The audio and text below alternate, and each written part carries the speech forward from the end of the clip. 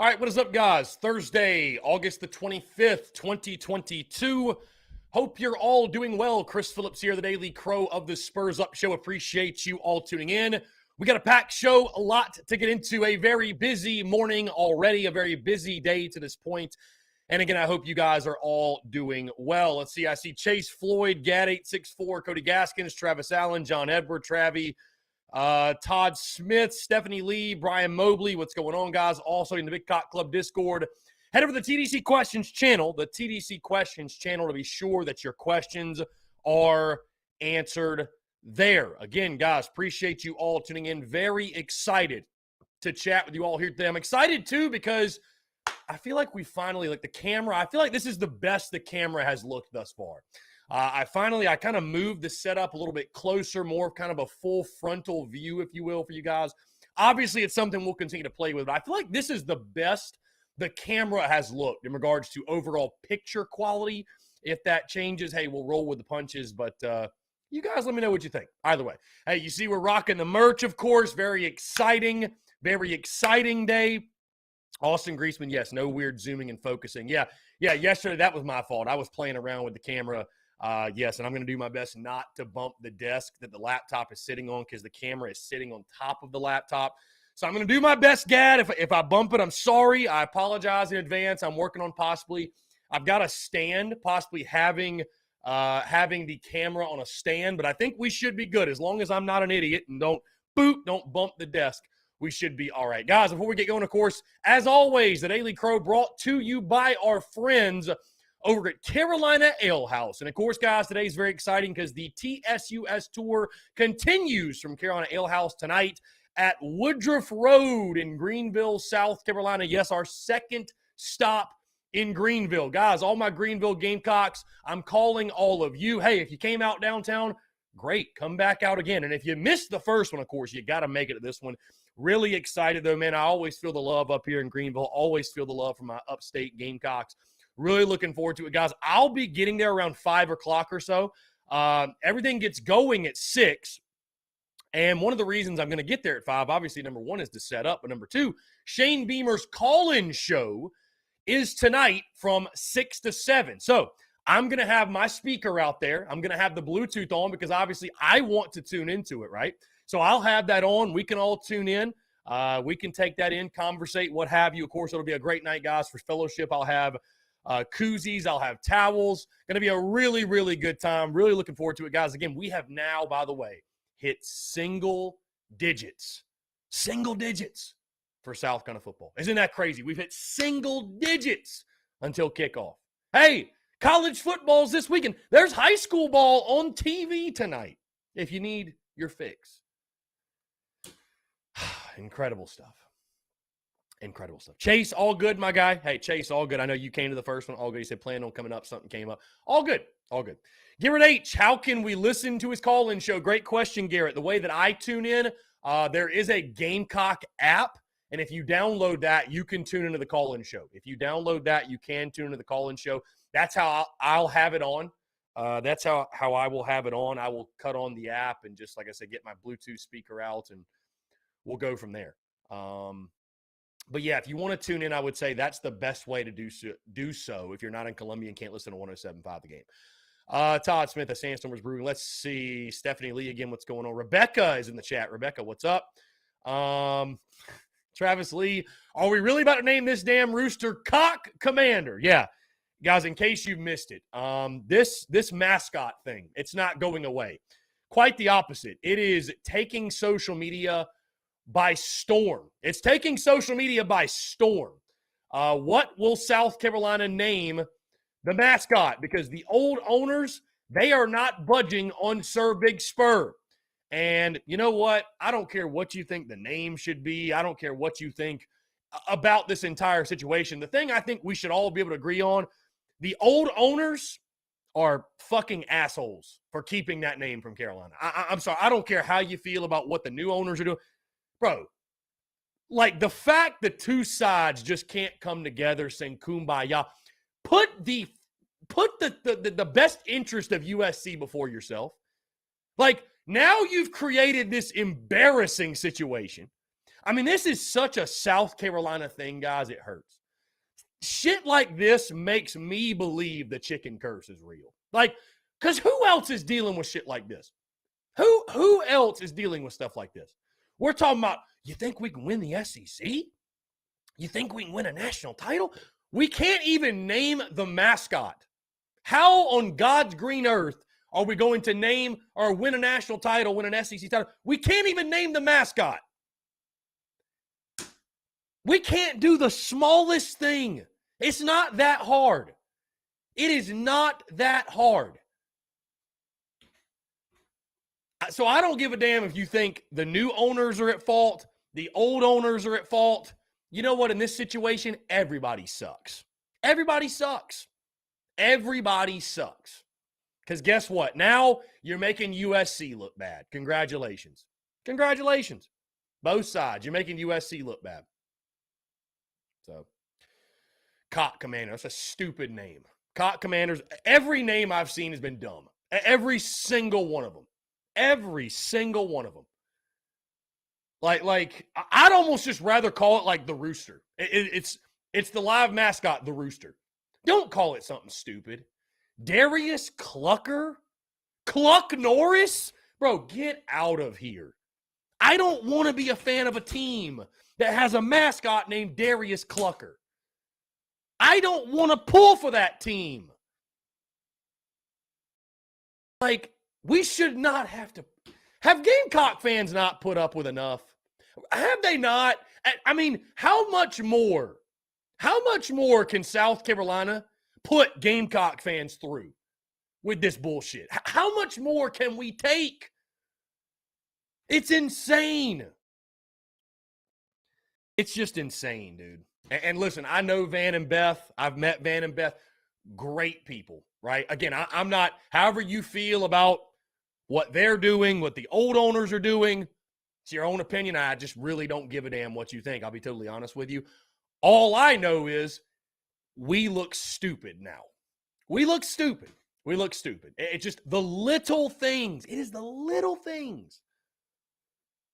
It's the little things. You can't even get your mascot's name down. You got this deal, this one. You know, again, love Van and love Beth, but I'll say all parties, shame on them all. Shame on everybody in this situation. Shame on everybody. Shame on the old owners for being stubborn dickheads. Shame on all parties involved. Shame on them. Just shame on them. Because now it's an embarrassment. It's a national thing, and there's no turning back now. There's no turning back. So, I mean, it's like this is not what we should be talking about 9 days until kickoff. This is not. This is not what we should be talking about. I don't know. It has to do, Shane, with the comb on the top of their head. Basically, if you leave the comb, right, it's not technically a fighting gamecock. So when they fight gamecocks, they cut that off, right? They cut that off. Well, Van and Beth don't want to cut it off because it cools the rooster off. I think that's correct. It cools the rooster off, which makes sense because it's 1,000 degrees in Columbia.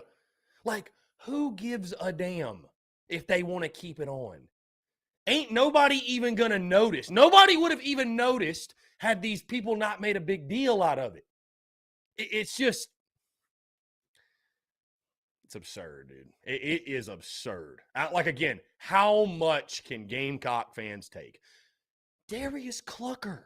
People are literally putting the name Darius Clucker. Like, I may need a day off from social media. I might need, you know what? It's like Gamecock athletics and the Gamecocks as a whole, it's just like being in a toxic relationship. You know, you get to a point, it's like, babe, I need a day off. Not a hall pass. I just need a day off. I need a day to not talk to you, right? To be at peace and clear my mind. If we name the mascot Darius Clucker, you guys might not hear from me for 24 hours. You know what? I just need a day off. I need to get away because I'm going to say something I shouldn't. This team and this university has abused me to a point where I need a day off. I need some time off. And that'll probably last, that mindset for me will probably last like, I'd give it probably 15 minutes tops. And then I'd be like, I'm about to raise hell because that's all I know how to do. So, Darius Clucker. Like, Gamecock fans have not been shit on enough. I mean, how much more hey, even someone as loyal as Luke RJ might have second thoughts if you name the damn mascot Darius Clucker. That's all I'm saying. God, what a time. Just, dude, all I know is this. Thank God. Thank God kickoff's in 9 days, so we won't talk about this anymore. John, I agree. Just name it the Gamecock. That's it. Just name it the Gamecock. Like, don't give it a name. Don't give it a name. Just name it the Gamecock.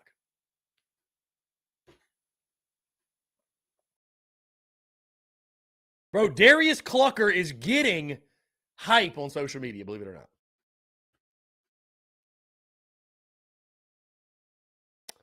Let's see. Questions are rolling in. Big Cock Club Discord, folks. You got questions as well. Craig Phillips says camera looks great. Thank you, sir. Thank you. I appreciate that. We've been working on it. He says, has anyone seen there's a Gamecock scratch-off ticket now in the South Carolina lottery? I did see that. Zach says Clucker Lang. He also mentions also joking, by the way. I know you are.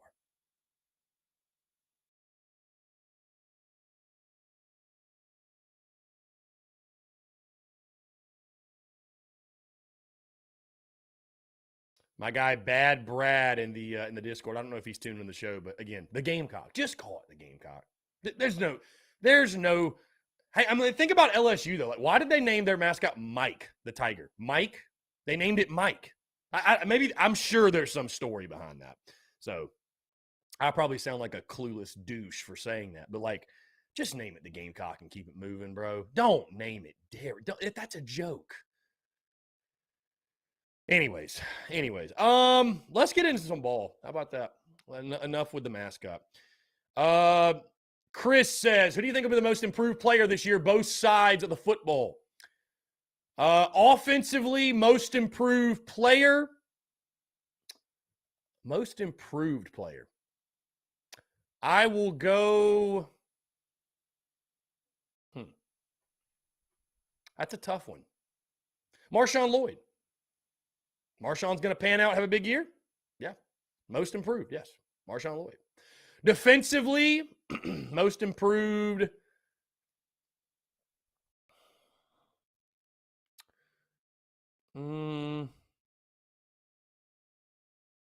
R.J. Roderick. I don't know. R.J. Roderick. We'll go R.J. Roderick. I was going to say Darius Rush, but he had a pretty solid year last year, right? Had a pretty solid year. DGD says Mother Clucker. Got tons of questions rolling in today. Okay, so there's no secrets in Gamecock Nation. I see all the comments, and obviously I tease something on social media. Again, everything I'm about to say, and we got JC Shurburtt on, by the way, at 1:15. I'm going to ask him, right? Everything I'm about to say is not confirmed. It's just rumor. So I don't want people. I know some people are going to cling. They're going to clip the 5-second thing I'm about to say and say this is fact. Hey, a lot of smoke. There's a lot of smoke this time of year though, but it is sounding like yes, there are some rumored injuries. Guys, we've already known this. I don't think Kai Kroger plays week 1. I'd be shocked if Christian Beal-Smith played. Like, I don't even know why you'd play him, right? Like, you have other guys. Beal-Smith's nursing some sort of injury. Why push it, right? He's a veteran. He can come back whenever. The big one, it's sounding like Corey Rucker, receiver. You know, he sat out that first scrimmage. It sounds like he might not be ready to go for, at minimum, the first couple of games of this season due to a foot injury. Again, this is all rumor. There is nothing confirmed. I would be surprised if Shane Beamer did not speak on this tonight because he's on social media. He sees people talking. He understands there's banter going on, and I think he'd rather nip it in the bud than let it fester and carry on. Many of you have asked me about Jordan Birch. Guys, I've heard nothing on Jordan Birch, right? I've heard nothing on Jordan Birch. Granted, I'm not an insider, but I've heard nothing. We're going to ask JC. JC, flat out, have you heard anything on Jordan Birch? I've heard nothing on Jordan Birch. So I don't know if that's just rumor. I know he sat out the first scrimmage, but he said like 3 days ago he was fine. I mean, literally, he said like 3 days ago, he's like, I'm good. Had a strain, I'm fine. Or actually, maybe that was after the first scrimmage. I don't know if he's taught this week. But I don't know. I don't know the status on Jordan Birch. That's all I got for you. Cam Johnson says practice is a little too physical, maybe. I don't think, Cam, that's the case. I don't think so. Dude, we did well with injuries last year, Cam. We did well. I thought Luke Day and company and Beamer, they all did a great job of keeping our team healthy. At some point, injuries are just dumb luck, my friend. At some point, it's just dumb luck, right? That's what it comes down to. Michael Cox, go back to the roots and history why we're called the Gamecocks. Thomas Sumter is why. So just call him Thomas. It's simple and has historic meaning. Okay, I mean, I could live with that. Rebecca says, name the rooster Robbie Davis. Love that. And we'll change Cocky's name to Rebecca. We'll just have Robbie and Rebecca just on the sidelines. Let's do that. Why not? Love that. Name the rooster Robbie Davis. Love it. Will Korb. Why not just name it William or Bryce? Less is more. Okay. Fair enough.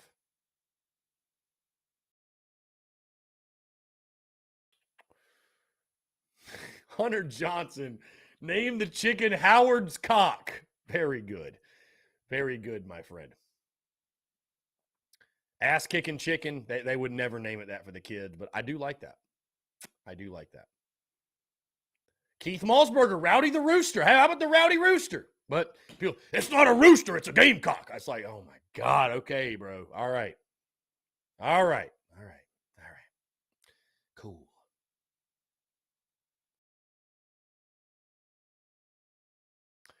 Anyways, guys, we are taking, phone lines are open. 843-790-3377. That's 843-790-3377.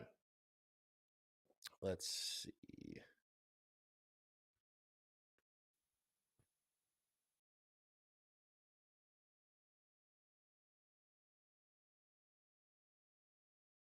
Austin Griezmann says Willie B. I like those a lot more than a Cock Commander. Cock Commander, bro. Like this, the people at the state who have now made this a national story, those have to be Clemson people, right? Because there's no Gamecock fan with half a brain that would think naming the mascot Cock Commander would be a good idea, right? Like who? Who would think that's a good idea? Cock Commander, bro.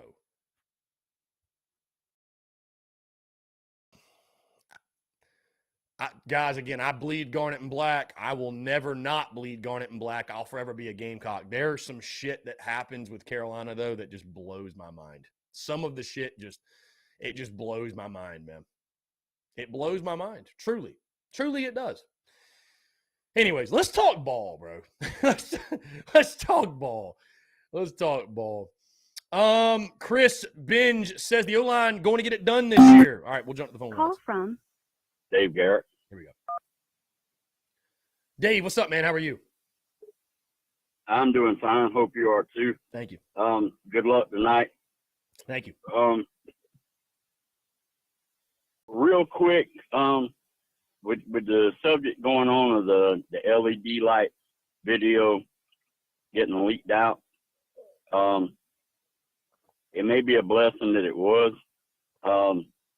I hadn't thought about it, and I don't know if anybody else thought about it, but a friend of mine called me that loves going to Carolina games, but he's not going to the home opener because he's worried.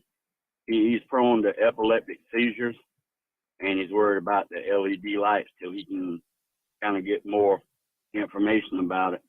I don't know how many fans that we have that are affected by that. I know we had to put a disclaimer on several concerts that we did regarding the lights. But anyway, I just wanted to pass that along because, like I said, I didn't think about it, and I don't know how much it affects, how many fans will have somebody with them that could be a possibility, or if they need to get more info on it. Yeah. Appreciate what you do, brother, and I'll see you next Saturday. Yeah, man. Looking forward to it. I appreciate you. Thanks so much for the call. Hey, great. And that's a great point. Like Chris Bench says, my wife has the same issues. We're going. She wears sunglasses the night games. That is a great point. That is a great point. Epileptic seizures and everything. And I'm certainly not going to sit here and pretend like I know a whole lot about that. Are they going to put some disclaimer out there or something? Because that does affect people, obviously, and those lights are not going to be. It's not going to play well for that type of thing. I wonder, they had to have a game plan for that, right? They had to have a game plan for that. So I would assume, granted, we're talking about a school that also can't name its own mascot. I would assume they've got a game plan in mind. Cocky Tuan, what's up, man? Appreciate you tuning in.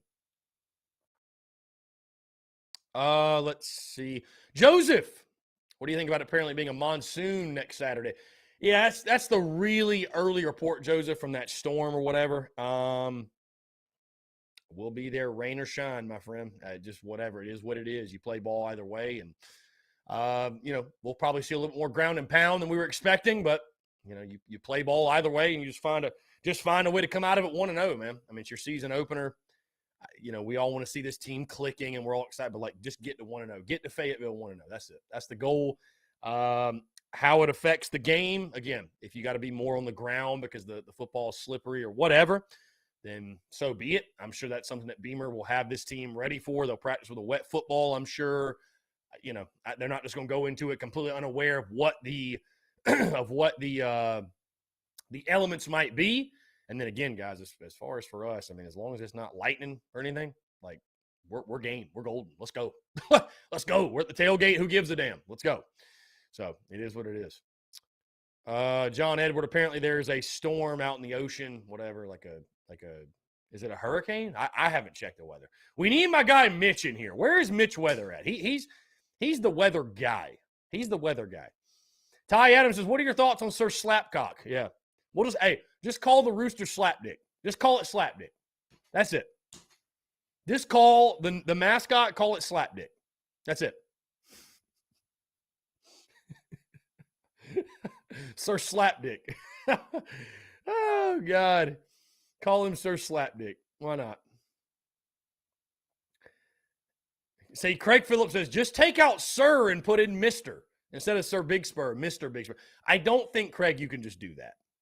I don't think you can, when they say you can't use the name, you probably can't use, most of the, you can't just say, just change one word. You know what I mean? I'd have to. Maybe, but I'd have to imagine. I don't know. I think Sir Slapdick sounds really good. Or just call him Slapdick. That's it.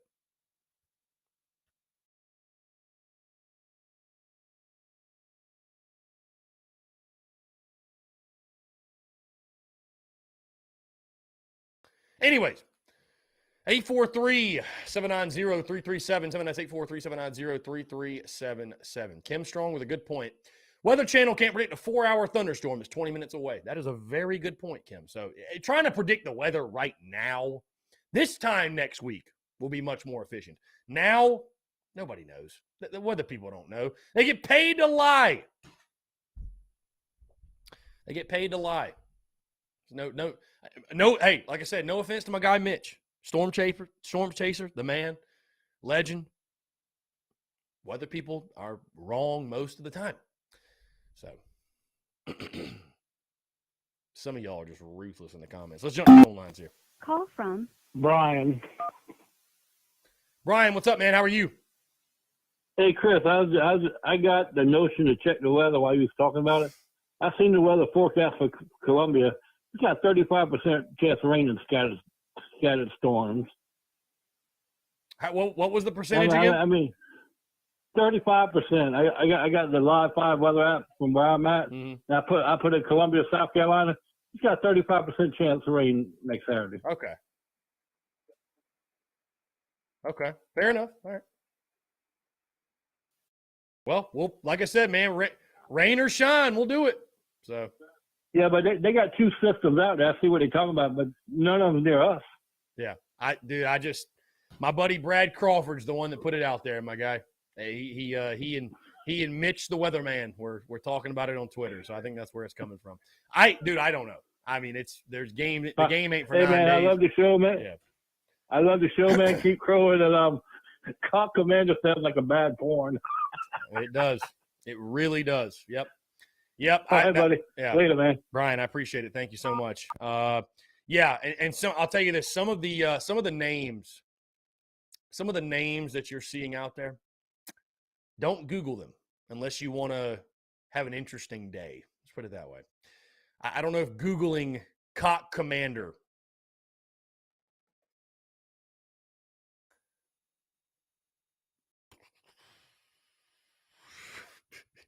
Don't Google Cock Commander.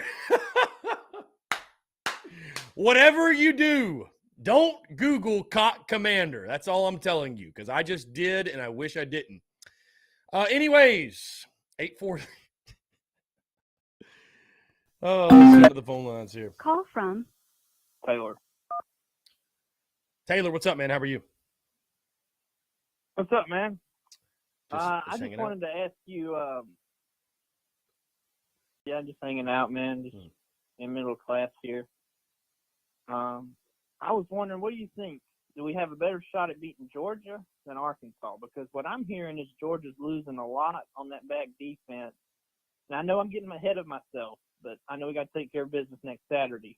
But I feel like those are two really big games for the Gamecocks, and I'm just kind of interested to hear what your take is on which one we could win better. Yes, I mean, we obviously talked about this with Brad Crawford, and Brad has gone on record and said that he feels like South Carolina has a better chance to beat Georgia than Arkansas. And listen, I understand Georgia lost a lot, right? They lost a ton on that defense. I don't agree. I still think Arkansas is a more winnable game. I just think Georgia – I'm not saying it's impossible, right, for the Gamecocks to pull the upset at home. Things might line up. And again, maybe Georgia, a team that week one you could argue really isn't going to be tested against Oregon. I mean, we'll see. Could be a better game than some are expecting, but it's a 17-point spread. But Georgia loses a lot defensively. Is Bo Nix and Oregon really going to test them? Not sure. Then they got Samford week 2. Then they come to Willie B. So maybe, Marcus Satterfield, Spencer Rattler, if you're playing with some confidence, then give them their stiffest test yet. Maybe the matchups work out well in your favor. I tend to still think, though, Arkansas is a much more winnable game. I think South Carolina, I don't love the matchup, but here's the thing. I don't love the matchup with Arkansas. I hate the matchup with Georgia. Because Georgia is just going to do more of what Arkansas is going to do, which is smash you in the mouth and run the football. And I just don't, until proven otherwise. We're talking defensive line on the podcast tomorrow, and I'm excited for the guys. Don't get me wrong. There's a lot of hype, but it's still a group that couldn't stop the run last year, and your O-line couldn't block. And you're facing some really good offensive and defensive lines in week 2 and 3, especially Georgia. So, I'm not sitting here saying that, Georgia's impossible, but no, I don't look at – I understand where Brad's coming from in the sense of we've just been abysmal on the road. So, you get Georgia at home. But I still just – I think people – man, I mean, I think Arkansas is going to be a good team this year. But to say that South Carolina's got a better chance to beat Georgia than Arkansas, I can't really wrap my brain around that. That's a stretch, yeah. I mean, I think Arkansas even has a chance to win the West. I mean, there's potential, Right. I mean, I think it's definitely. I mean, I've got Bama winning the national title, so I think it's Bama or bust. But Brad's got them going 10-2. He's got Arkansas going 10-2. So I mean, they're primed for a good year, and they've got KJ Jefferson, who we obviously, as Gamecock fans, we know that our team has a fantastic, just glowing record against dual threat quarterbacks like that. So sure, that won't be a problem, but.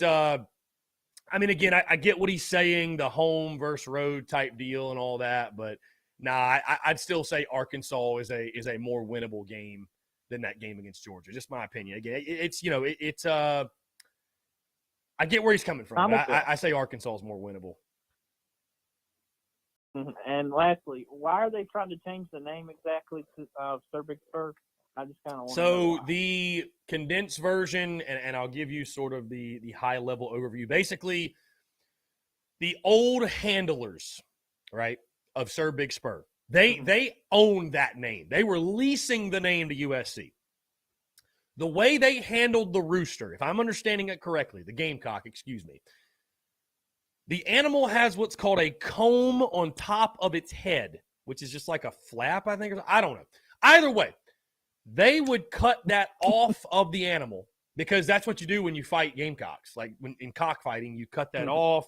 I think it's because if it gets damaged in the fight, they can bleed out to death or something. I don't know, whatever. Either way, they did something to the animal that the new owners, Van and Beth, which I will not have any Van and Beth slander on this show. The new owners don't want to do that because keeping the comb on, it actually keeps the rooster cool. It's like a cooling mechanism. They don't want to cut it off, right? Because we're not fighting a gamecock. Mm-hmm. So that pisses off the old owners. So basically the way the new owners are handling the animal, the old owners do not approve. So what they're saying is, well, if you don't want to handle the animal the way we want you to handle it, we're not going to let you use the name. So that's where we sit. Neither side wants to budge, and so now we're talking about stupid shit like Cock Commander and Darius Clucker. That's where we are.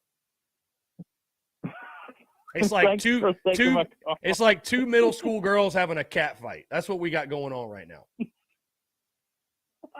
So thanks, Chris. I appreciate all you do. yeah, man. Taylor, you're the man. Appreciate you. Great stuff. Great call. I mean, listen, that's as good as I can explain it. I don't know how else to explain it. If I'm wrong, somebody let me know.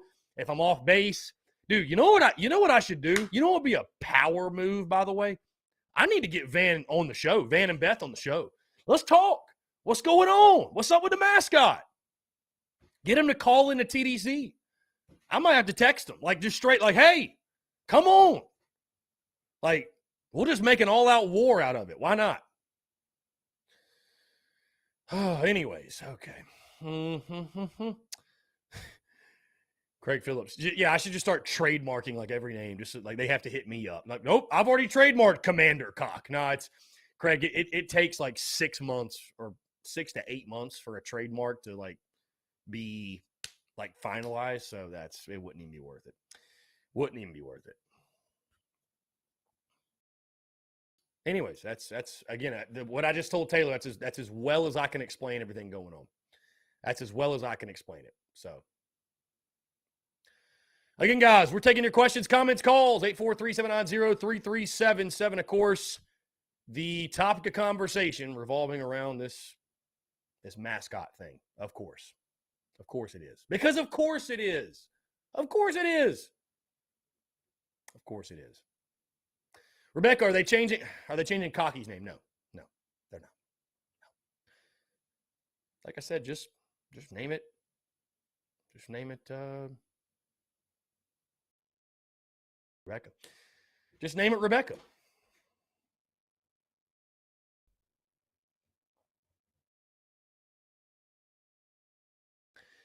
Anyways, Austin Griesman says, I'll call it now. Georgia will lose a game they aren't supposed to this season. See my reasoning above. He says that, what is it?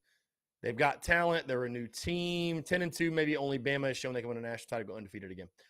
I just don't know who's going to beat Georgia. Is it Kentucky? Is it Tennessee? Is it us? Outside of that, I don't know even who has a chance. And the thing about this, they got Tennessee at home. It's their toughest game. Got Tennessee at home. Rebecca says, name it Chris Phillips. Jimmy Mendio, you enjoyed the show last night? If Marshawn keeps playing video games, Juju's going to be RB1. What Jimmy said, no fun, zero fun. You should be working.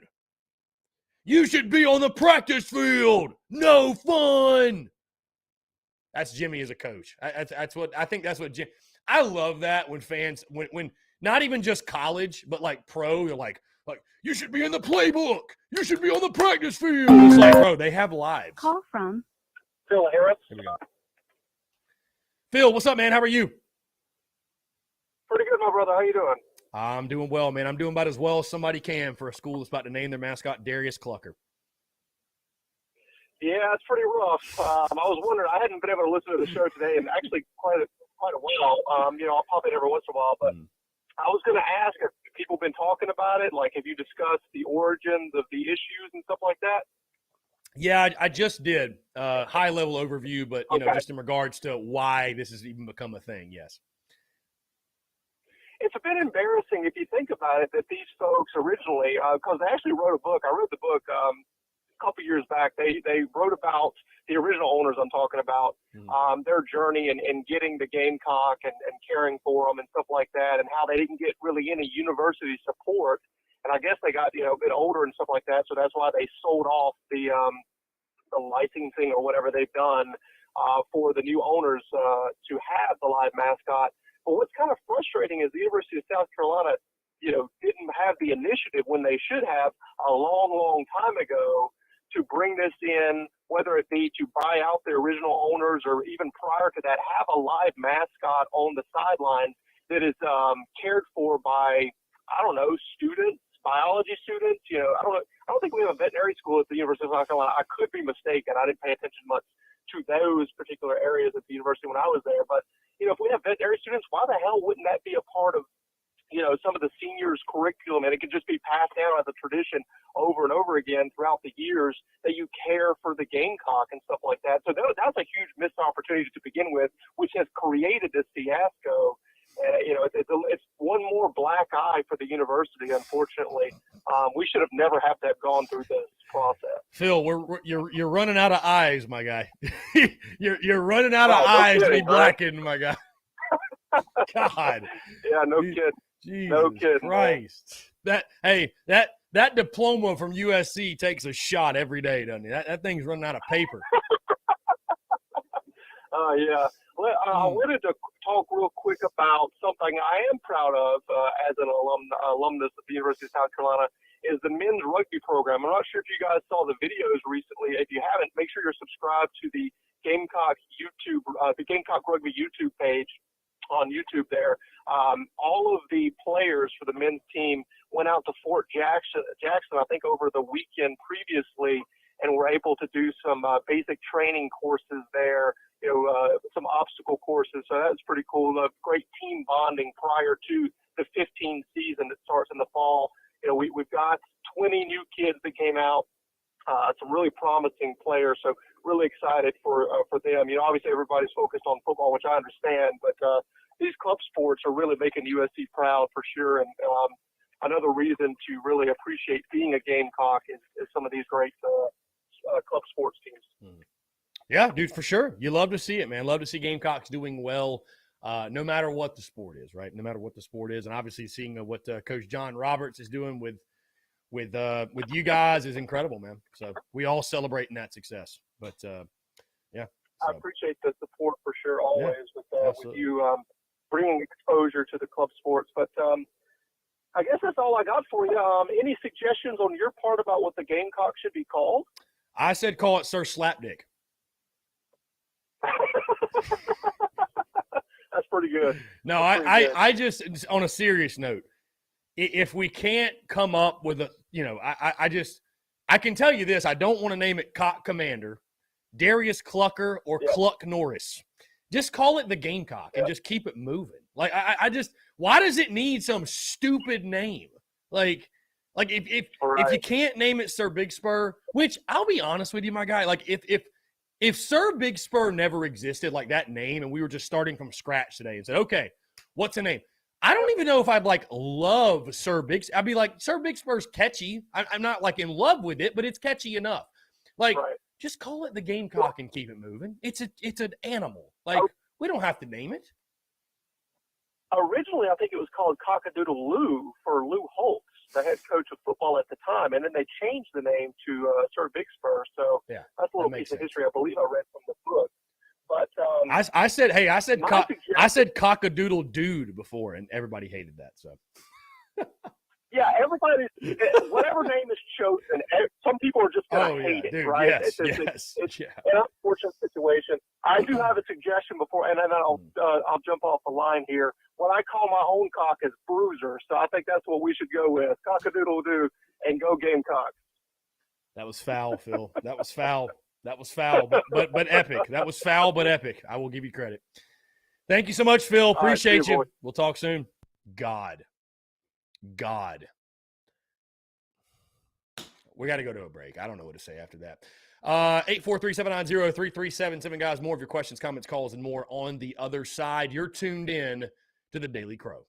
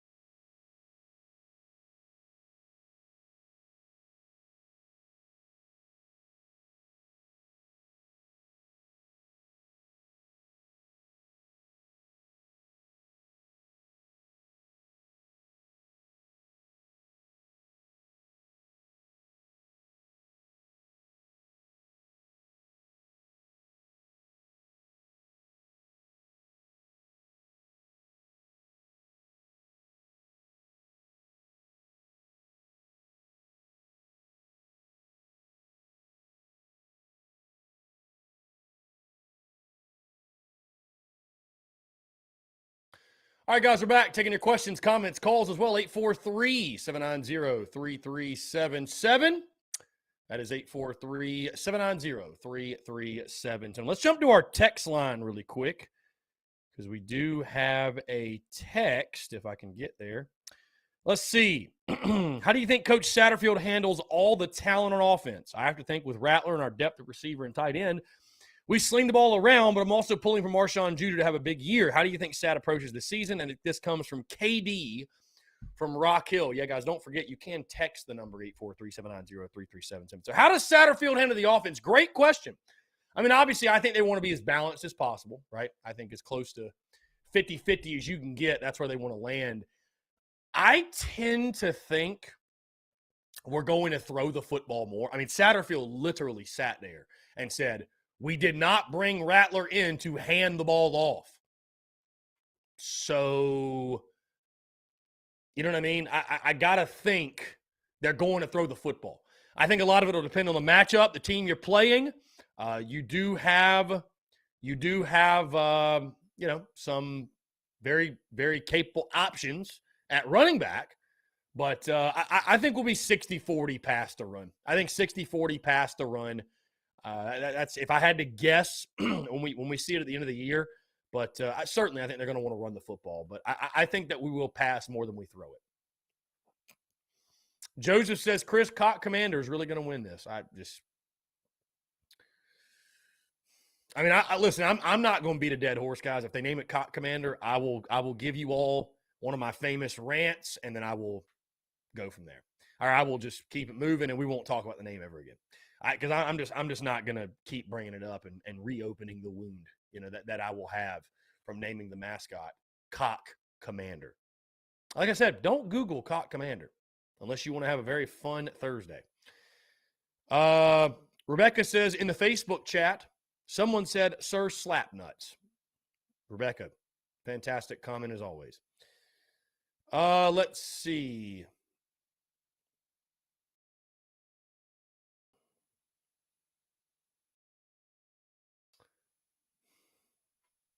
Chris, appreciate you tuning in, my guy. Thank you. Again, guys, 843-790-3377. Joseph, good point. Good point. Just ignore it. How many times do people talk about Sir Big Spur? Indeed. I mean, this is becoming a thing that it shouldn't even really been a thing. I don't know. Either way, guys, in case you missed it, how about this? Diego, a California sea lion at Georgia Aquarium, predicts Georgia Tech upsets Clemson this year at the 2022 Chick-fil-A kickoff game. Okay. All right. So a sea lion has picked Tech to win. Just in case, trust the sea lion? Are we trusting the sea lion now? Sea lion's never been wrong? Trust the sea lion? I don't know. A sea lion apparently thinks Georgia Tech will beat Clemson. I'm game. Why not? Let's roll with it. Again, guys, yesterday's podcast, we talked special teams. Tomorrow's show on the podcast, we will continue to break down our position unit preview series. We'll talk the Gamecocks defensive line, which will be a fun show, right? It'll be a very, very fun show because this is a group, I think I think folks, I've just seen, I've run a poll, what would you grade the D-line? And I've seen a lot of differing answers here. I think there's some folks that are a little bit higher than I thought they'd be. Some folks are a little bit lower than I thought they'd be, right? But, I think you guys will find my takes on the D-line to be very interesting. And again, that'll be in tomorrow's podcast. But, of course, yesterday's show talking special teams. And I tell you what, it doesn't get the attention. It doesn't get the love necessarily. But you think Beamer ball, you think special teams. And – I talked about this yesterday, but I would argue, I mean, is there another team in college football that is replacing an all-time points leader for the second consecutive time when it comes to their starting kicker? I mean, that's the shoes that a guy like Mitch Jeter, who I think is probably going to be the starter, he will have to fill. The big thing is this. I don't think he has to be a points record setter for USC to have a successful year, that type of career to have a successful career. But the Gamecocks need a consistent week in, week out kind of guy because you don't really notice the kicker until you don't have a good one, right? until you don't have a good one. We noticed the kicker in 2017, when Parker White couldn't make anything, right? When he had that rough start to his career. For a team that I think is going to be in a lot of close football games, just keep an eye on that kicker spot. Keep an eye on how Mitch Jeter fares, because if it's rough early, I mean, again, I'm not going to say you're going to lose a game because of special teams, but it's just something, again, you don't really think about it until you don't have a good one or you don't have a consistent one. And we all know kickers, they're a lot like golfers. You miss one, you miss another, and all of a sudden, you're just out of it. You're in a funk mentally, and it's really hard to get that thing back on track. So I'm intrigued to see, again, is it Mitch Jeter? Is it Alex Herrera? Does somebody else step up? Is it Jack Luckhurst? What have you? But whoever it is, can they provide you that consistency on a week-in, week-out basis? Somebody that you know is dependable, you can turn to, hey, he's going to get us that automatic 3, right? So, Travie, do you think we wear garnet white the first game, Chris? Yeah, I'd be surprised if we don't. Yep, I really would. Guys, again, JC Shurburtt joining the show at 1:15. He'll jump on at 1:15. God, here we go. Jimmy Mendillo. The O-line looked weak on last night's show, too. Couldn't convert 4th and 1. Doesn't make me get the whistle. Jimmy, we're talking about practice. Let me do my best Allen Iverson impersonation. We're talking about practice. Not a game. Not a game, Jimmy. Not a game. Practice. We're talking about a single clip from practice. Jimmy, I hear you, my guy, but I wasn't even going to entertain that conversation last night with people. I wasn't going to include that in my reaction to the episode. Well, it looks like the offensive line sucks again. Dude, it's practice. It's literally practice. Listen, I saw it too. I saw the O-line getting pushed around. I saw it. It's practice. I'm just not going to be that guy. I'm not going to be that guy. You imagine JC Shurburtt comes on, I'm just raising hell about the O-line. Just raising hell. Well, what's up with the O-line? I'm just not doing it. I'm just not doing it. Anyways, let's see.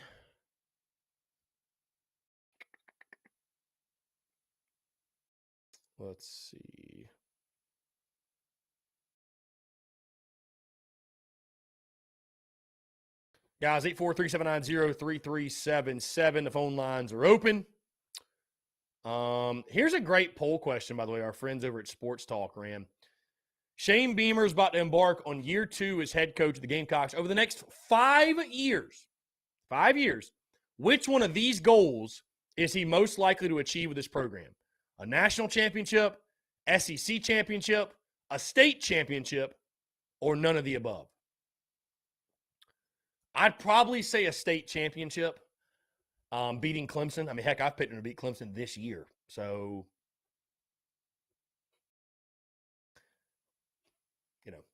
listen, that's a conversation that I think is geared more so for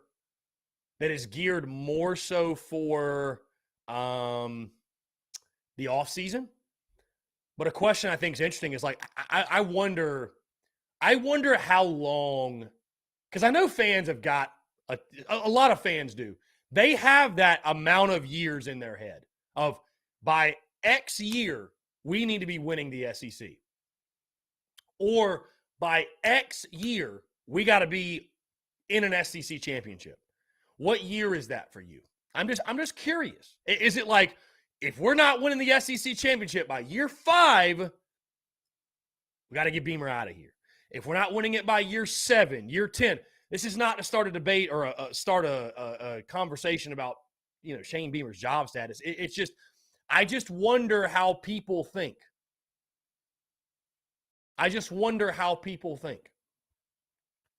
Right? I really, honestly, I don't have a year set. I told you guys I'm locked in for the long haul with Beamer for many reasons. But I knew when he was hired, we got to buckle in for the long haul. This guy's a starting year 0 coach. He's never coached a game. You know what I mean? So we need to give him time. This is not a 5-year thing. I think it should be a decade thing. Roll the dice, let him go. unless it's just apparently just so painfully obvious he's not the dude and we got to go a different direction.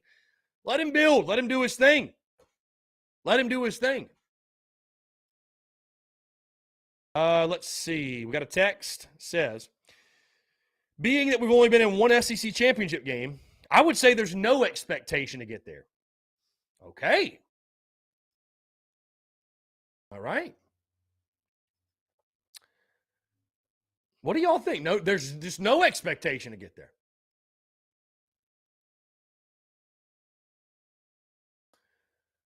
Garrett H, side note, he says, do your run your pool lines change as kickoff gets closer? Is it just one set line?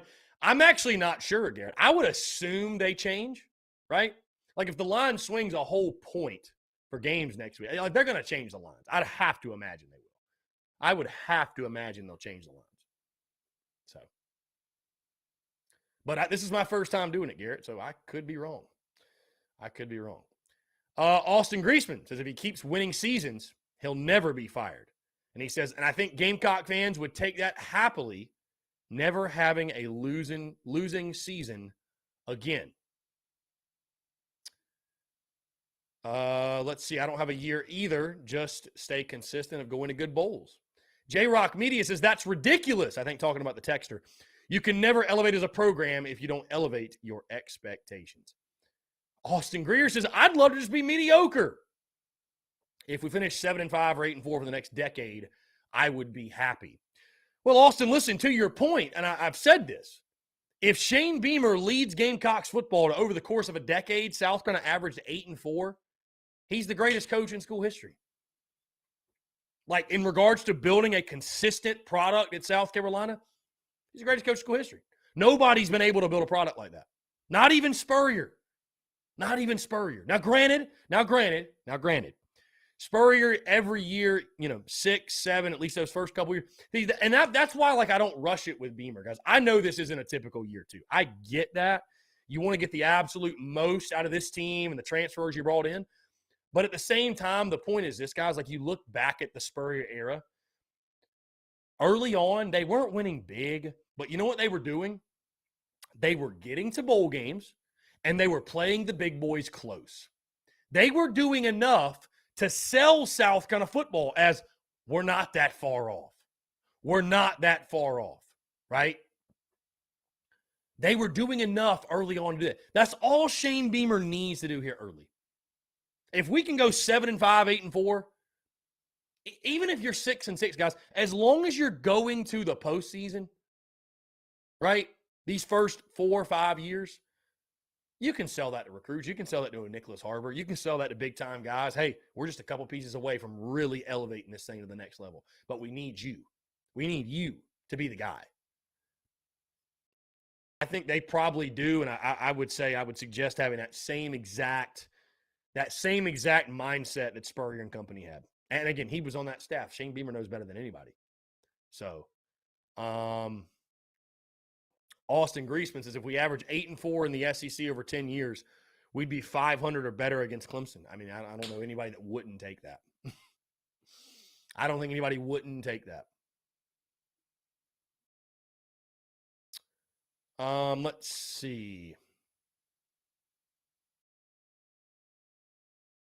Chuck McIntosh, am I mistaken, or do we not have 4 5 stars on this team? We have quite a few 4 stars. Should we not be expecting a good season? Let me think. How many 5 stars we have? Pickens, Birch, Lloyd, and then Rattler. That would be correct. We have I wouldn't say the blue chip ratio of this team's anywhere near where it needs to be. Nobody. Listen, Chuck. Nobody's saying we don't have talent on this team. Nobody's saying we're just devoid of talent. We have zero talent. I think that expecting to go 8-4 is a good season. Chuck, would you disagree? I think 8-4 would be a great season. Most are picking 7-5. I don't think 7-5 would be a bad season. I mean, people don't want to hear it. They don't want to hear it, right? They don't want to hear it. But guys, if you go 7-5, you play Georgia tight. You play A&M tight. Even if you play Clemson tight. You play Tennessee tight. How you win and lose, that's what this season comes down to. Bro, I'd rather go 7-5 and play every game as competitive, and we're giving them hell, bro. We're giving them hell. Even if you lose to Georgia by 14, you gave them hell for 4 quarters, right? You gave them hell. I'd rather go 7-5 and that be the case than go 8-4 and just get blown out in the water in them other 4 games. Maybe I sound a bit contradictory because I said I would sign up for 8-4 right now. But the point I'm making is just how you win and how you lose. It's probably a better comparison for 6-6 and 7-5. I'd rather go 6-6 and be competitive in every game than 7-5 and get blown out in the 5 losses. Like, you can't lose the way you lost to A&M last year. You can't lose the way you lost to Georgia. You can't lose the way you lost to Clemson, guys. You just can't do it. You can't do it. Like, hard to sell that in recruiting. Hard to sell that. Craig Hanna says, if nothing else, the energy this year guarantees us 8-4 or 9-3. Confidence matters. Craig, I hear what you're saying, and it helps. It helps. Craig, I would say this. Everybody else is confident right now, too. Everybody's confident right now. Hey, what did Mike Tyson say? Everybody's got a game plan till they get punched in the face. And that's the SEC schedule. That's the punch to the face. So all that, listen, I said this last year, too. I love all the positive energy and love and above all else.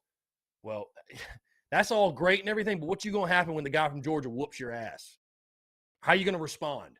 Like, at that point, all that positive love and positive energy and listen, Georgia thinks their culture is elite too, my friend. They just won a national title.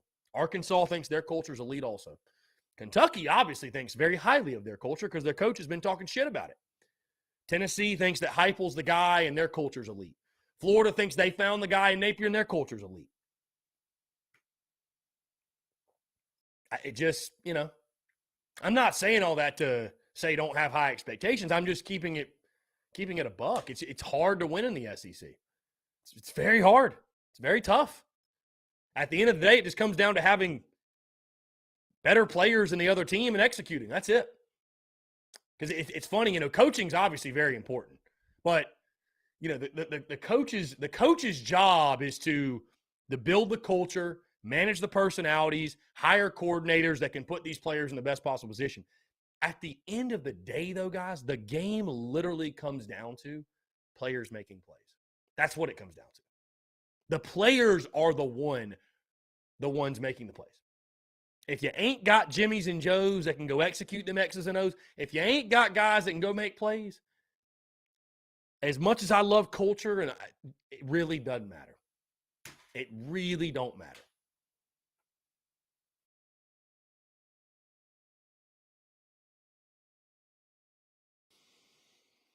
I mean, everybody wanted to preach how great Muschamp's culture was. I remember a time not too long ago, guys, not too long ago, how awesome the culture was. People would say, Muschamp did everything right. The way he recruited, his program, he runs a clean program. Guys graduate. Everybody gets along. But he struggles at one thing, and that's winning, and that's all that matters. Winning's all that matters.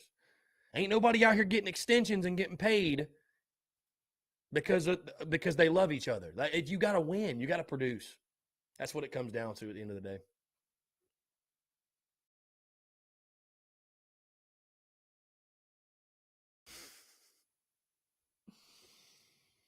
And Joseph, listen, I'm not trying to make light of. Listen, culture is extremely important. You have to have it. You have to have it.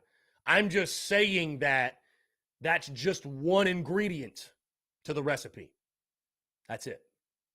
That's just one ingredient to the recipe. Clint Morrison said, it's like Lou Holtz used to say when he was at William and Mary. Too many Marys and not enough Williams. Dude, I love that. This is incredible. Too many Marys, not enough Williams. I hear you. That's funny. Now that, my friend, is funny. I don't care who you are. That's funny. Let's jump to the text line. I feel that getting to 8-4 or better consistently would be elevating this program to heights never achieved, regardless of making it to an SEC championship or not. We have had 7 win seasons before, 8+ win seasons have not been common. That is a very good point. That's the truth. Whether you like it or not, that's the truth. I mean, I don't know the exact numbers of how many 8-win or more seasons, or I think it's only been like 8, 9 or more win seasons. I mean, guys, we have not won a lot. We haven't. We haven't. So yeah, dude, if you were averaging, I mean, that's why the James Reynolds cat that he still doesn't have the gall to tune back in. He tuned in that one day, preaching 10-2, not tuning back in. To say that it's a loser mentality, to say 8-4 over the course of a decade average would be great for this program, then you just don't know Carolina football. You just don't know the history of this program. 8-4, you got to walk before you can run. Because once you start going 8-4, 8-4, 8-4, maybe you sprinkle a 9-3 in there, 8-4, maybe there's a 7-5, but then you're going 8-4. Once you're doing that, you're going 8-4 every year. Then you say, okay, we've established ourselves as this. We're attracting a new type of recruit. Now we can try to start to elevate to the next level. Because I'm not saying have low expectations, guys. That's not what I'm saying at all. I'm just saying you got to walk before you can run. You can't just win 12. Like you got to take steps.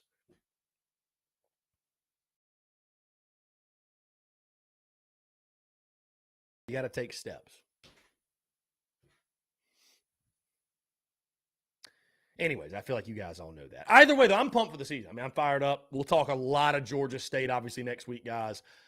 We've got the position unit preview series tomorrow, talking D-line. Monday, we'll talk linebackers. Wednesday, we'll wrap it up and talk secondary. And also, of course, by Wednesday, we're going to start looking ahead to Georgia State, talking about that and breaking everything down. And obviously, on the Daily Crow, we'll have our full rotation of guests for next week with Garcia on Monday, Alex McGrath on Tuesday. We'll have Anthony Treesh, a Pro Football Focus, on Wednesday, JC Shurburtt, who's about to come up on Thursdays, and then my guy Jake Crane of Crane & Company on Fridays. Here we go. Clint Morrison says, just recently started watching the show, Chris. I have to say I've really enjoyed it. I like seeing you on JC and Phil's podcast as well. Clint, thank you. Thank you. I appreciate that. Thank you. It means a lot. Yeah, it's been incredible to go on the airwaves. I'm really glad we were able to make that happen. And I tell you this, the crossover, the collab, if you will, between the Big Spur and the Spurs Up show and JC and I, and just, creating content together, going on each other's show. It's who it's a win for? It's a win for Gamecock fans. It's a win for people that love Gamecocks content. And I'm just so happy that we're able to do that. I'm just so happy we're able to provide even more value for Gamecock fans who peruse social media. And that's what excites me, man. That's what excites me, is it's just more and more and more content. Content bleeding what? Bleeding what? Out the eyeballs. Just content bleeding out the eyeballs. You love to see it. Guys, we are going to jump into a quick break, but on the other side, JC Shurburtt of the Big Spur will join us, guys. Really excited to talk to him. I think I'm going to get JC's predictions today. How about that? I'm going to try to get JC's predictions, see what he's got the Gamecocks going this season, because I know he sort of teased it before. I think that was 2 weeks ago. 2 weeks ago he teased it. So we'll get JC's full thoughts on this season. I'm not going to wait till next week, because next week we're going to talk a lot of Georgia State. Again, talk that ball game specifically and break that down, and talk some other things, recruiting, these swirling injury rumors, all that good stuff. Guys, again, appreciate you all tuning in. We're taking more of your questions, comments, calls, and we're talking to JC Shurburtt on the other side. You're tuned in to the Daily Crow.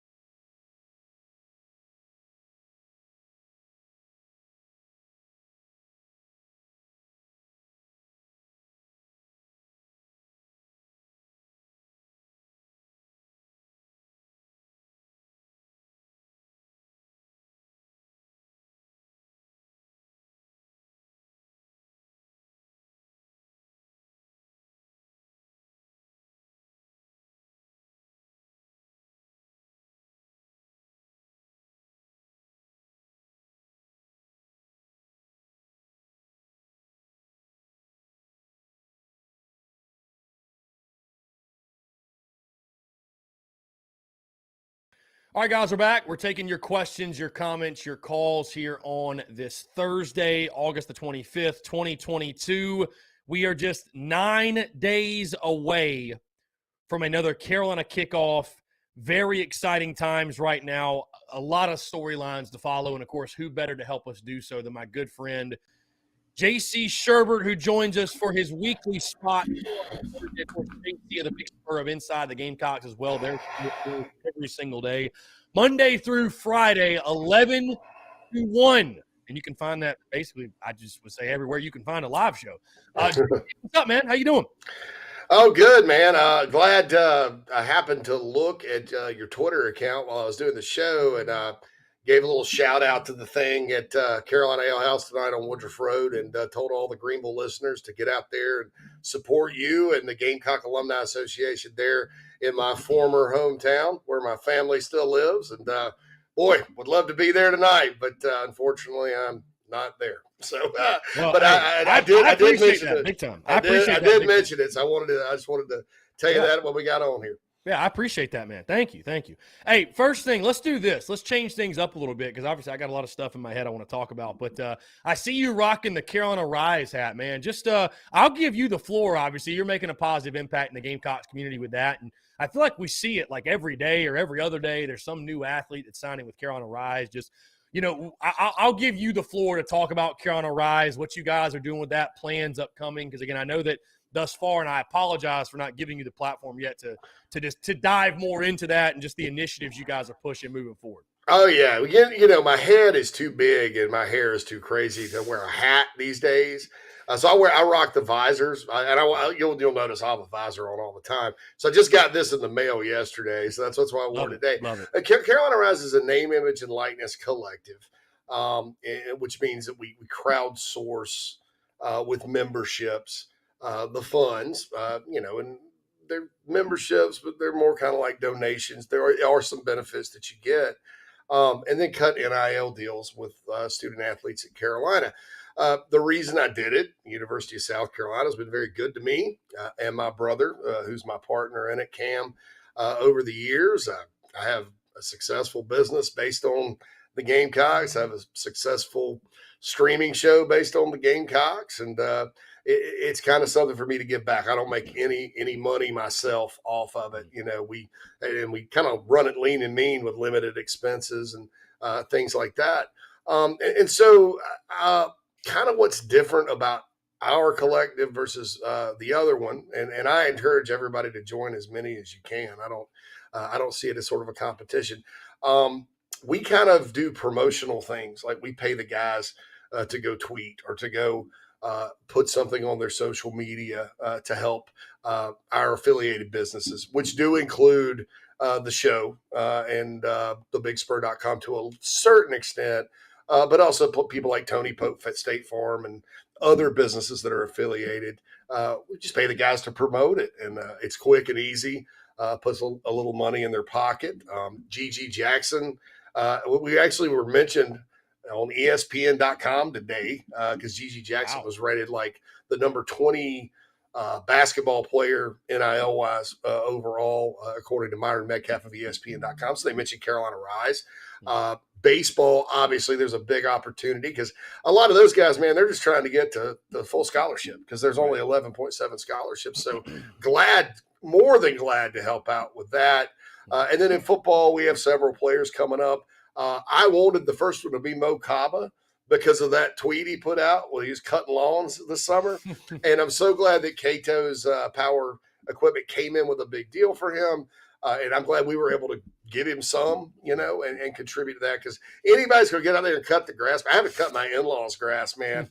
And and it's not even in the South. I mean, over the summer, man, you get to cutting that grass, man. That's hard work. So total respect for Mo, and was just so happy we were able to say, hey, that's our first football guy publicly that, we were able to announce. And when I saw that tweet, I knew that's what I wanted to do.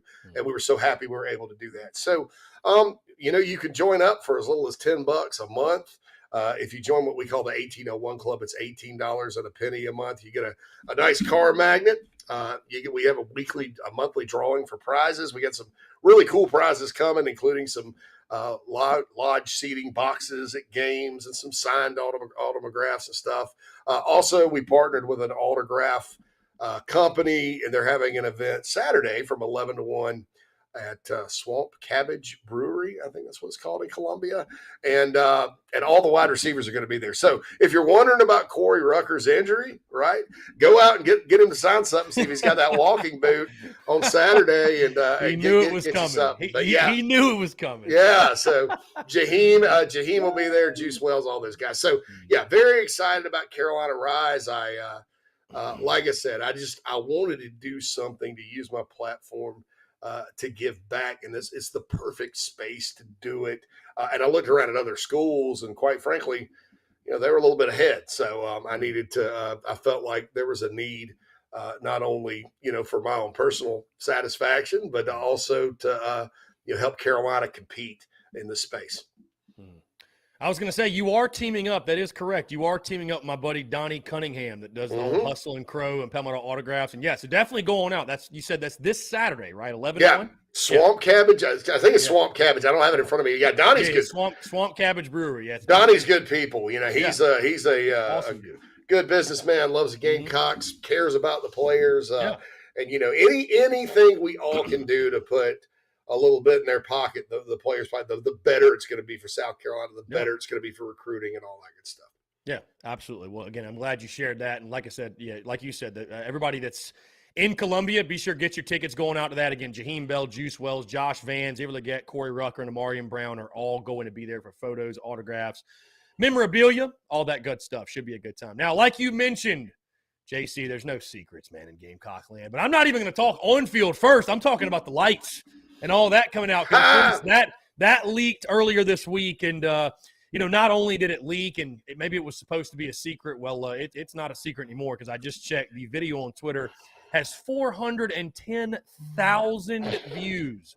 JC Shurburtt, your thoughts though? I know you saw obviously the video. Oh yeah. Just thoughts on the lights overall. I mean, I think it just gets us even more amped for kickoff. Yeah, it fired me up. I mean, you kind of look at the schools that have done that with the LED lights. And we had something in our country last year called a supply chain issue. Right. Yeah. These would have been up last year. A lot of people get critical. Oh, they're slow to do things. Well, they couldn't help it. Last year, they would have been up. But I think with Sandstorm being such a big part of the game day experience, and that kind of lends itself to those strobe lights and stuff. And just kind of what I've seen at Georgia and Alabama and these other places that have put those in, it really adds a lot. It's kind of really cool, looks neat, that kind of thing. So I think that having the night kickoff for the opening game of the season, I don't know for sure that South Carolina requested that be the streaming game on ESPN Plus because every school gets one. But I do think having that night kickoff was important to Carolina to debut the new lights and things of that nature. And I think it's going to look absolutely fantastic. I don't know that it didn't leak by design. I think, I think that there's, just talking to people around the university, nobody was, oh, we're so upset it leaked. Oh my God. I guess the Will Muschamp, opener in 2020 when he was like, with the Tennessee game, get out of your seats. Get out of your seats. Threw an F-bomb out there. Maybe they were too happy about that leaking, but I don't know. It got all kinds of views and certainly has a lot of people fired up, and a lot of folks that I know that maybe on the fence about even going to the game have went and bought tickets. So that's it's serving its purpose, and certainly was fired up to see it on your social media channels on Twitter and on Instagram. I think I've liked it from all my accounts today. So I really enjoyed it. Yeah, it was one of those things. The second I saw it, I was like, this is content gold, my friend. That's what we like to call that. Gold. And I've seen the same though, by the way. I think it's actually a great thing that it leaked, like you said. Because I've seen people tweeting too, like, oh, I'm gonna go to the game now. And like they've been talking catch a game. It's like, this is how you get people to go. They see this and they're like, we got to go now and see the new lights. JC, it's really interesting as we sit 9 days away from kickoff, how many storylines are not on the field? Because I'm about to bring something else up that has nothing to do with the football team. I mean, it does, but not directly like, throwing a pass or catching a touchdown or what have you. This mascot thing. I think we talked about this last week, but now it's like a national thing, right? The state put out an article, right? They're taking polls of what the name should be. And JC, I ask you this because I've seen, and this is coming from like the state newspaper, Cock Commander, Darius Clucker, Cluck Norris, JC. Gamecock fans are some of the most loyal, I'd argue the most loyal in college sports. How many more punches can they take, man? If they name the damn mascot Cock Commander. Nah, really? If you Googled Cock Commander and did an image search, JC, great minds think alike. Because literally the first hour of this show, I said, whatever you do, don't Google Cock Commander. Trust me.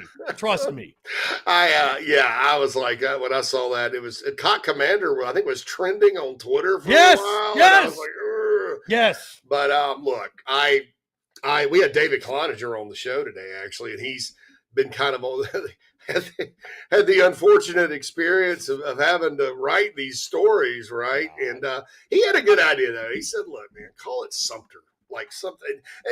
If you call the Rooster Sumter, that's kind of like other SEC live mascots where they have kind of a bit of a fancy name or a normal name. And, Thomas Sumter was the Fighting Gamecock and all that good stuff. But I don't know what they're going to call it. I know that, like, the whole thing about the Big Spur, the Sir Big Spur thing is like, okay, when you talk about that name Big Spur, first of all, I own a website called thebigspur.com. And after 15 years, so I kind of have Big Spur and what I do. And then the mascot, like before there was Cocky, there was this really freaky looking rooster thing.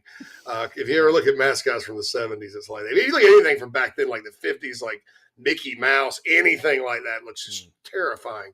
That was Big Spur back then. So the mascot, there's been some sort of Big Spur affiliated with people other than the old owners of the Rooster, but I guess Sir Big Spur is copyrighted. And Eric Nichols, who's in the marketing department, did tweet that that naming it any kind of Big Spur was off the table. Yeah. And I said, well, I don't care what you can use it all you want as far as I care. But so I don't know. I think you're trying to avoid that. But Cock Commander should definitely be off the table. I can't even like keep a straight face when I hear that. Darius, anything with Cluck in it. Darius Clucker, like I'm like, why? That's a joke. They don't. Yeah, chickens and hens cluck. Roosters crow, man. I just don't. But I don't have an answer. I just know I'm in the anti-Cock Commander team. I'm on that team. No, I'm team no with that one. And just about all the other ones that the state recommended. But chances are, they got a good laugh out of it when they put that list together, and it wasn't really anything any serious Gamecock fans should pay attention to. Yeah, I was sitting there. I was like, is this being engineered secretly by Clemson people? Like, is that what's going on right now? Are they behind this? Are they're responsible for this? I don't know. It feels that way a little bit. But some of the names, like, there's no way. There's no way. Sometimes around here, though, we tend to want to blame Clemson fans for things that are Gamecock fans that are self-inflicted. Yes. It's funny. It's funny how that happens sometimes. I joke, JC. I don't know if you saw me post this on social media. I said it's things like this that make me question or make me believe that the chicken curse might actually be real. I mean, you're just sitting there going, what? Only us. I mean, it's probably one of the most anticipated seasons since, I know at least since 2018, probably since 2014. Yeah. Now both of those seasons were disappointing, but I know it's the best roster since 2013. Right. Everybody's looking forward to this season, and then you got some beef about the live mascot. Somebody even said today, like, who cares? As long as Cocky doesn't go anywhere, who really cares? So, I don't know. I like the live mascot. I think it's really cool. Like some of the shots they take of the bird on game days when it's being broadcast and stuff, and it's cool and it's good. But they're just gonna have to Just got to come up with a name for it, and hopefully it's not Cock Commander because I don't know if I can take that, man. I just don't know if I can take it. Yeah, I hear you. I'd be fine with honestly just calling it the Gamecock and just keep it moving. Yeah. If you can't come up with anything better, just keep it simple, keep it moving. All is well. JC, let's actually move to on the field because, again, like you mentioned, it's crazy some of the things we're talking about with just 9 days to go. I'll put you on the spot a little bit. I know I mentioned this before. You don't have to lock in an exact. Where are you feeling on this team 9 days away in regards to record, best case, worst case? You got anything like that? I know that like what do you feel like? It's kind of, I feel like 7-5 is kind of where everybody's pointing to. I've picked 8-4. Your overall thoughts? I mean, if you want to give a ceiling, floor, whatever, thoughts on the season. I think 7-5 is a little conservative. I understand the need to be conservative. But look, man, this team won 7 games last year and didn't have Spencer Rattler or Juice Wells or a healthy, I'm not going to say healthy, 100% ready to roll Marshawn Lloyd, or Jaheim Bell was still finding his ways, an experienced player. They didn't have Austin Stogner. Zach Pickens was very inconsistent last year. I think Alex Huntley's an upgraded D tackle. I think Mo Kaba's an upgraded linebacker, and he's probably going to start. Devontae Reed can replace Jalen Foster because I think he's a good player. R.J. Broderick playing his best football. Nick Emenware is a freak, even though he's a freshman. Cam Smith is now gone from being a guy that people had questions about to an all-SEC player, probably an all-American. That's not even to mention, people don't think about this, Chris. In the bowl game where this defense shut down a very good everybody talks about how bad North Carolina's defense was. North Carolina had a top 10 offense last year. They needed a trick play to score a touchdown, and then a long pass. They hit the long pass, and that was basically it. Sam Howell had, 3 yards rushing in that game?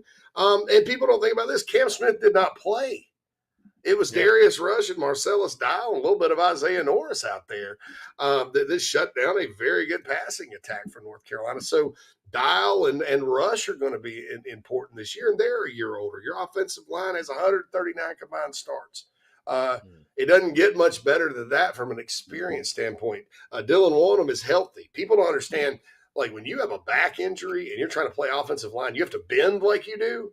That has to be painful. And it was probably a lot more serious than people thought, from what I was told. So there's just so much positive in terms of personnel that, and I look around the league and everybody's got personnel and all that. But I just think when you really take the garnet colored glasses can work 2 ways, right? When you kind of can just back up and look at the players, you're like, they have a chance to be really, really good. I actually am really bullish on this season. I think 2023 and 2024 may be a bit of I don't want to say rebuild, but they may be those building type years where, hey, a bowl game's good and you built back toward 2025. But I think this season there is a window. And you look at the SEC, Chris, and look, I know everybody just kind of assumes Georgia's going to reload, and they will player-wise, but they always have players. That was a historically great defense they had. Look at the NFL numbers. Look at the guys that went to the league with freaky testing, like unprecedented testing numbers and stuff like that. You don't just replace those guys because the guys come in and have 5 stars by their name. You don't just replace a Jordan Davis who's 350 pounds and moves around like a ballerina. I mean, you just don't. And I know it's trendy for, Georgia's the class of everything. And I know there's different reasons. Tennessee's trendy because they'll score 1 billion points. But you know what? They may give up 1 billion points this year too. Kentucky's trendy because I think people are tired of looking like fools for betting against Mark Stoops. But look, man, they could be 3-2 and 0-2 in the league when the Gamecocks go to Lexington this year. Everybody's like an Arkansas, and I'm getting a little bit more fired up about Arkansas's chances than maybe I once was, kind of looking at the guys I got from the portal and the guys I got coming back. KJ Jefferson's taking a step forward. That's going to be a tough one. But, I think the tendency is just to kind of say, well, the Gamecocks have to get all these good transfers in, and they have to be this older team, and, they have to have upgrades at positions just to get to 7 wins. this doesn't feel to me like, if I look back at the Spurrier era, you could feel what years were 7-8 win years, and you could feel what years where, hey, they could do a little better. To me, this just feels like they could do a little better. Maybe I'm wrong. If it's 7-5, I'm not saying I'll be disappointed, because it kind of just depends largely on how that plays out. But I think they could do better than 7-5.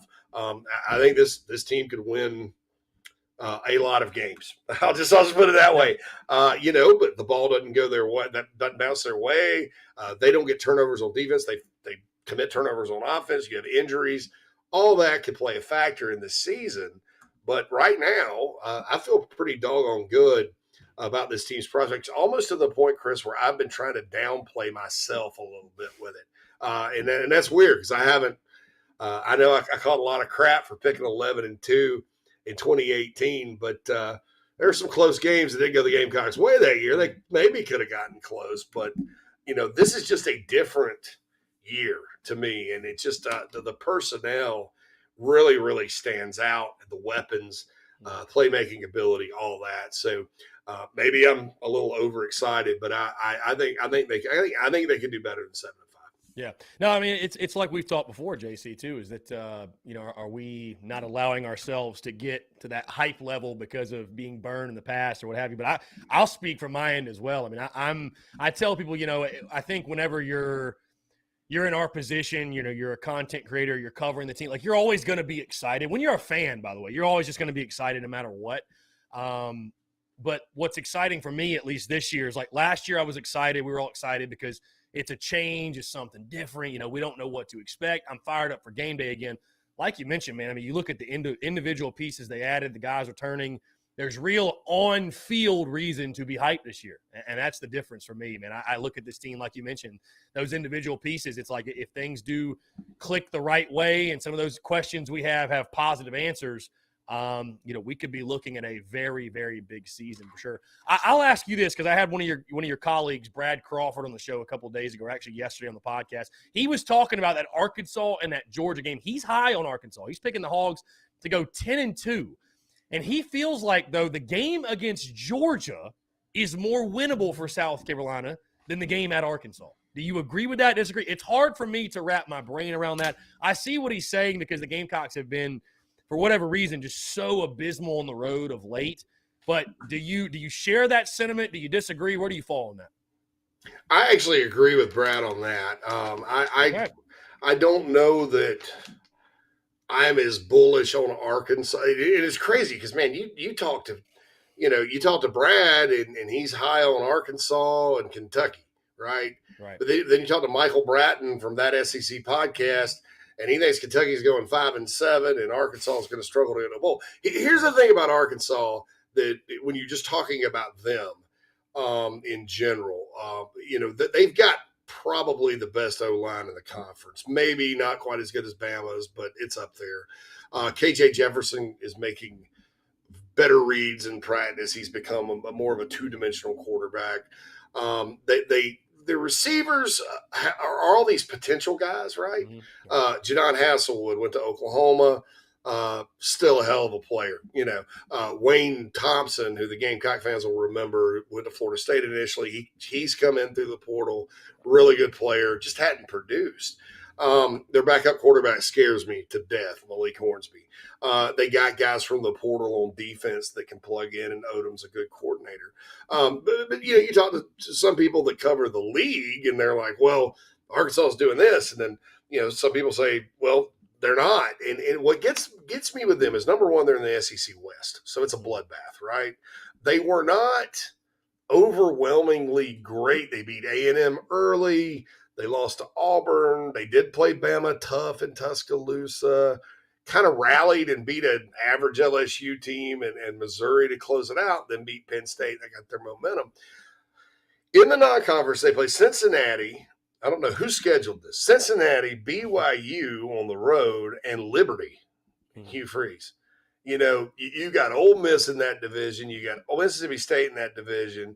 You got A&M. You got Auburn. And so you look at it, and they play Carolina from the West, but they've got a you talk about Carolina having a tough schedule. They have a brutally tough schedule because it's not that I think BYU now out there BYU could beat Arkansas, but it's not to think Cincinnati will beat them. But that's a game you can't not get up for that one. You can't not get up for Liberty, and it's so hard. And this happened to Arkansas last year after they started 4-0 and then lost at home to Auburn or whatever. It's hard to get up week after week after week after week after week. There's a reason they schedule the Louisiana Monroes of the world, right? And they just don't have a break. So, yes, I think it's going to be quite a challenge based on their style of play and sort of their confidence that they will have, and Carolina's struggles on the road early on. I dare I say, I think that Georgia game is going to be very close. I mean, I'll be honest. But, down the road with Arkansas, I couldn't go with 10-2 just because, man, there's just too many potential potholes that could end up in losses just by the way the schedule unfolds. Yeah.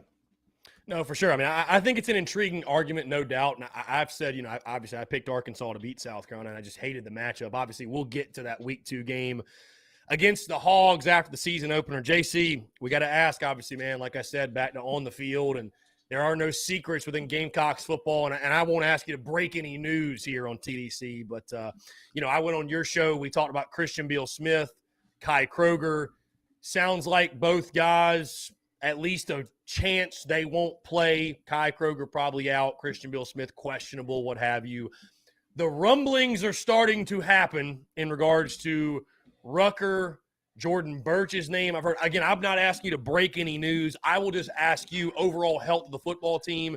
Is it something that you are even slightly concerned about just over a week away from kickoff?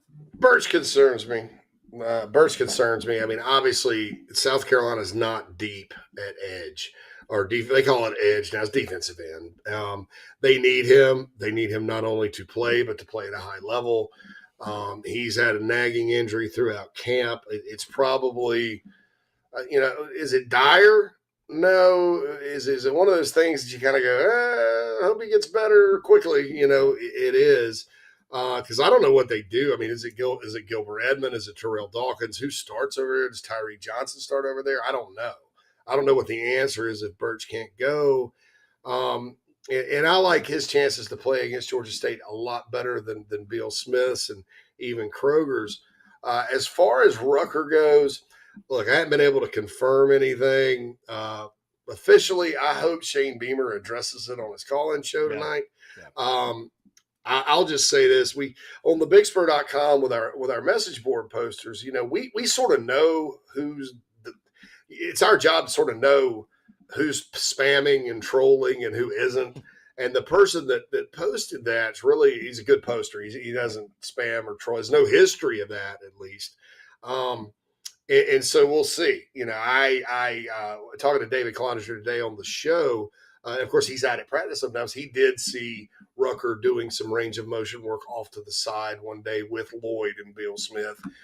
So there's something there. My hope with Corey is that maybe it's not as serious or dire as whoever told whoever made it out to be. And if not, get him back for Georgia, get Beal-Smith back for Arkansas or Georgia. For the love of Pete, get Kai Kroger back, because that's starting to worry me. I was all worried about the kicking game yesterday, and I still am. But I think there's something to all of those guys. I think there's a chance all of them would miss the opener. But I also think there's a chance that one or two will make it and be able to play. But to me, the most serious one out of all, just from a depth standpoint, besides Kroger, of course, is Jordan Birch. They just need him this year. I mean, that's like losing Devontae Reed at safety. I mean, there's just not a lot of depth at that spot. Yeah. And I mean, again, speaking of Birch, it's funny, JC, we're talking a defensive line on the show, the podcast tomorrow, just breaking down the D line and, talking guys who has the most to prove of the group, best overall. I feel like for the third straight year, I'm going to say it's Jordan Birch has the most to prove, because when you're the type of prospect he was, we're all just kind of waiting, right, on that breakout season. And I mean, you certainly hope he just even has the opportunity to have that, and there's nothing nagging there, and you're able to get the best version of Jordan Burch coming from him. JC, moving to the recruiting side, speaking of elite edge players, the Gamecocks are in the mix for one right now. He will announce August the 29th, which is upcoming in the next 4 days. Yeah. Desmond Umeozulu, I hope I said that right. You did. Umeozulu, yeah, 2023 Yes. edge player, 6'6", 239. He's a .9315 on the 24/7 Sports composite for those of you who keep up with such things. But it sounds like the Gamecocks are in really good position from people I've talked to and have a really good chance of landing him. What you're hearing on that side of things, and it sounds like, again, Shane Beamer obviously putting a heavy emphasis on line of scrimmage. They might be getting another big-time commitment here in just a couple of days. Yeah, I like this guy. Yeah, 6'6", 240. Probably going to be a guy that's going to have to develop for a year just because his high school team up in Maryland, he doesn't play for one of the, like DeMatha or St. John's or someplace like that up in D.C., Maryland. He's at Upper Marlboro, Charles Flowers. They play him inside in their defensive scheme, which out of necessity. So he's going to have to kind of, I think, develop. I think he could be a Devin Taylor type that even if he has to redshirt his first year or play sparingly, by year 2, he's ready to go. And he's how you draw him up. You know, he's a big, long basketball player looking kid. The upside is tremendous because it's, you know, hadn't really lifted a lot of weights in his career, all that good stuff. So he's going to get stronger and bigger once he comes in a weight program. Ohio State was probably the shoe-in to get him. And this happens rarely in recruiting, Chris, but it does happen. Sometimes kids go on official visits and they don't have a good time. And the school screws it up. And Ohio State kind of screwed it up. And then there were some comments in the Buckeye media about it. Now their media is saying, oh, they've moved on. Well, look, maybe they have because they screwed it up. But I'm going to say this. This is an Ohio State level prospect. This is a guy that can play at Ohio State. This is a guy that can play anywhere in the country. And South Carolina, just like we mentioned earlier, they need edge players. So you start talking about, well, you got this kid, you got Montague Rames coming in, and then you got some guys behind them that are young and still developing. That's pretty good group once you add this guy in. It bodes well for the future, and certainly love his pass rushing ability and his upside. The upside, that's the word there, I think, is that kid could in a year or two be special. Love to hear it, man. Again, like you mentioned, we need edge guys, and I was going to say, you mentioned that name Devin Taylor, and I don't know, just made me tingle a little bit. I was like, that's a good comparison. Yeah, Devin Taylor, some fond memories of Devin Taylor for sure. Forced to fumble his first play as a starter in 08 against NC State. Garcia, or gosh, what it was Brian Maddox that ran a touchdown in? I don't know. But that game ended up 7-3. So Devin Taylor got away that. And then I'll never forget the pick six he had in 2011. Troy, right? Troy, and he got that, but out in Arkansas. Oh, that's right, Arkansas. Yes. And that game didn't go well for the Gamecocks, but boy, Devin Taylor picked it out of the middle of the air and returned it for a TD. He's a really, really good player, really unique person, and you know, I think, and he was that 6'6", 6'7" kind of guy, you know. So I think Des could end up being Devin Taylor or better. I love that. JC Shurburtt. JC, before I get you out of here, you know, you asked me a question when I went on your airways about my routine the night before games. I won't ask you exactly that, but sort of kind of in that same vein, if you will.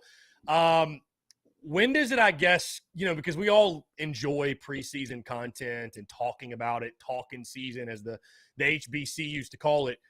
When do you get to a point where you're like, all right, let's just get to kickoff? Because I've said before, for me, it's like once we get about 14 days away, I'm like, I love breaking stuff down. Yeah. I love giving predictions. But at some point you're like, we have talked about it to every level you can. Toe needs to meet leather right now. Does that happen for you at all? Do you get where you're like, I'm antsy for kickoff at this point? Yeah, it was worse when I guess, during the Spurrier era when I was in Columbia on the beat, and Spurrier opened every practice. So we're out of practice 2 hours every day. And how much more can you watch Chris Smelly throw an out pattern? You know, I mean, it's tough, but so I guess I got there about Tuesday of this week. Yeah. But then, things get you through, like the ESPNU special last night. It was good for me to watch that because I was like, oh, yeah, the season's almost here. Having Carolina calls, having a high school game to go to Friday, Saturday, there'll be some college football on. And then, we get into game week next week. So, I'm getting through, but it does get taxing and all that. I've been fortunate because we've had a lot of great guests like yourself on the show. So I don't feel like I'm just sitting there going over the depth chart every day and all that. It's been an interesting and compelling conversation. So I've gotten through this preseason a little bit better than previous ones. Yeah, well, JC, I know I can speak for you and everybody else. It feels good to be excited again and excited for Carolina football, and we cannot wait until kickoff. And I'm excited, obviously, to talk to you next week as we'll sit just – what will it be, about 55 hours or something like that before Tony meets the other. So I'll be fired up then. Yeah, going to be a lot of fun, going to be exciting. JC, it's always a pleasure. I appreciate it. Look forward to doing it again next week, my friend. Hey, thanks, Chris. See you soon, man. Yeah, man. We'll talk soon. Appreciate it. JC Shurburtt of the Big Spur and Inside the Gamecocks. Appreciate him taking the time each and every single Thursday. And, of course, guys, I jump on his show basically weekly as well. So be sure to stay tuned to when that's happening. Guys, we will jump into one final break. But I want to continue to hear from you on the other side, taking more of your questions, your comments, your calls, and more. You're tuned in to the Daily Crow.